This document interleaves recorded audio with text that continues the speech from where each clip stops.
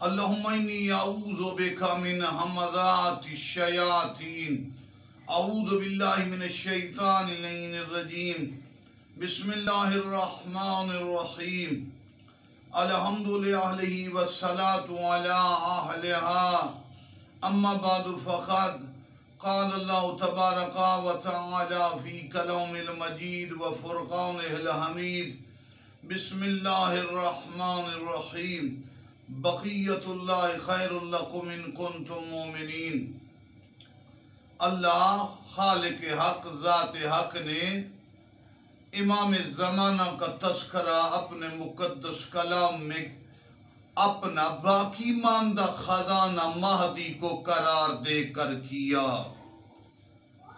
فرمایا بقیت اللہ امام زمانہ خیر ہے، بقیت اللہ خیر لکم ان لوگوں کے لیے،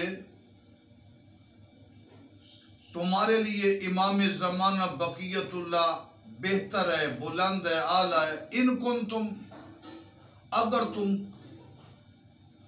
اگر تم مومنین میں سے، ان کنتم مومنین اگر تم مومنین میں سے، مومنین امام زمانہ کا ذکر کریں گے۔ ہمیں دعا نالج تذکرے کے ساتھ آج ہم بیان کر رہے ہیں جمال الصالحین کتاب کے حوالے سے، آپ نے کوٹ کرنا ہے کتاب جمال الصالحین، اس کا ترجمہ اور باقی لوازمات کچھ کتابیں لذت وصال کے حوالے سے بھی موجود ہے۔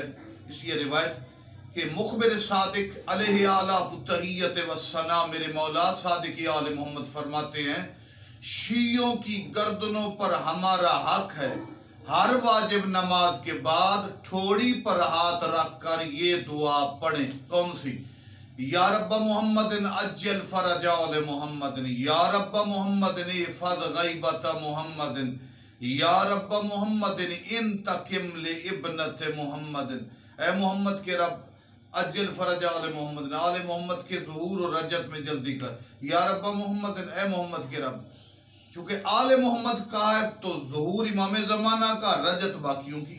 یا رب محمد، اے محمد کے رب احفظ غیبت محمد، محمد کی غیبت میں حفاظت کر۔ یا رب محمد، اے محمد کے رب انتقم لابنت محمد، محمد کی بیٹی کے لیے انتقام لے۔ اللہم اجل ولیک الفرج۔ مالک ذوالجلال ہمیں امام کی دعا پڑھنے کی توفیق عطا فرمائے۔